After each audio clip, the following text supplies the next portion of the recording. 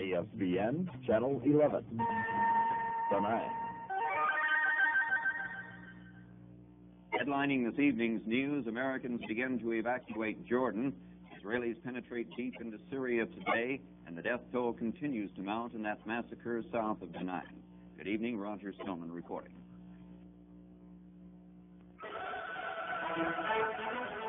It's time now for Channel 11's Vietnam World Report, a concise summation of news, sports, and weather compiled from commercial and military news agencies.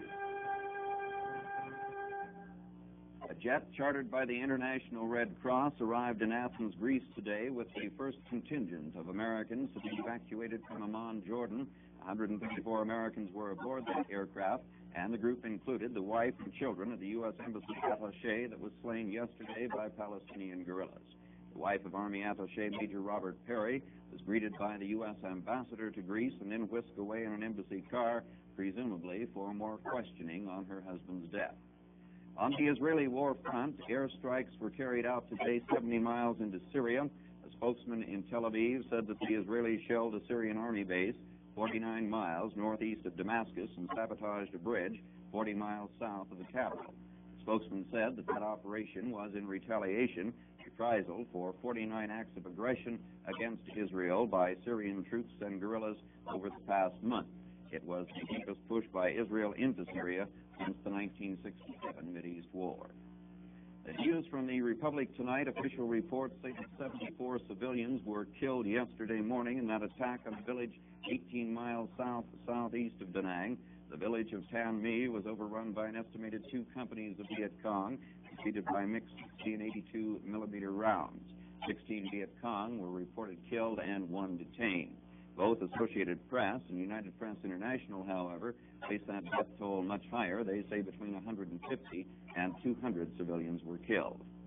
Elsewhere, 10 enemy zappers penetrated the perimeter of the Naval Air Facility at Cam Ranh Bay, charged the main gate. Security forces returned fire. They killed 1. Light material damage was sustained in the attack, and 6 U.S. sailors were wounded.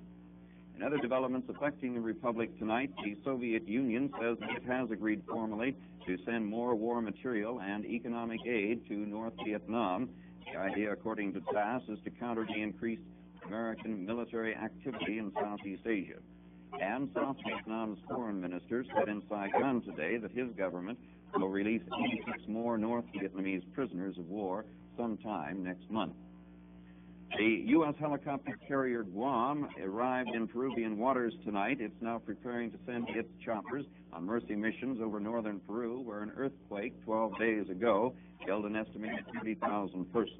The Guam is anchored in the Peruvian fishing port of Chimbota, 250 miles north of Lima, the capital.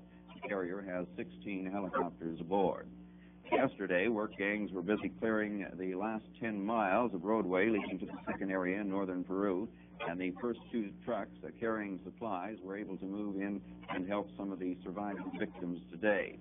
Government sources are now saying that more than 50,000 persons died in that quake and that more than 100,000 are either homeless, injured, or both.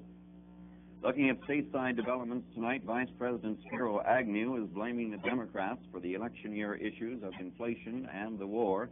At a conference in Washington, Agnew declared that President Nixon had inherited the Vietnam War, and he claimed that the deficit spending in previous administrations is responsible for the current inflation.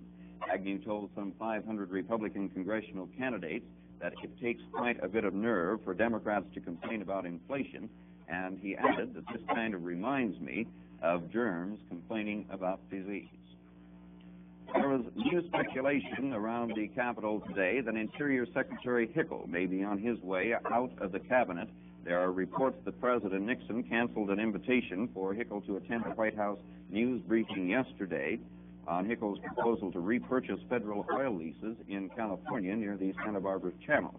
Sources say some officials at the Interior Department view that White House incident as a snub against their boss, but the official word from Hickel's office is that there was no cancellation of that invitation.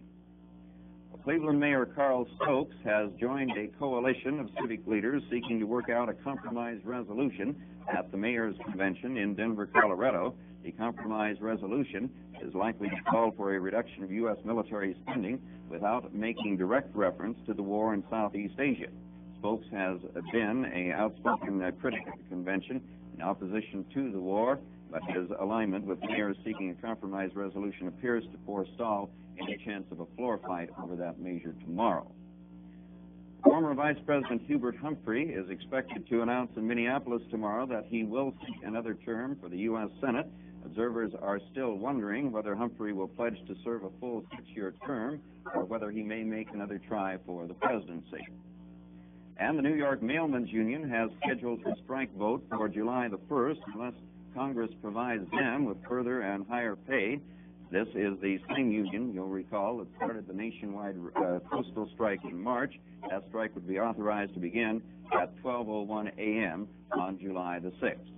Finally, checking the stock market results today, a firming trend in the afternoon trading saved the New York stock market from a plunge. The Dow Jones average of 30 industrials closed at 683.53, up 0.62 from yesterday's close. 20 transportation at 125.57, down 0.89. 15 utilities were at 95.86, down 0.13, and 65 stocks at 213.03, down 0.30. The New York Stock Exchange estimates that the average share of common stock lost 8 cents, and the sales totaled 9,290,000 shares. And that's news to this hour. Bob will have the sports right after this.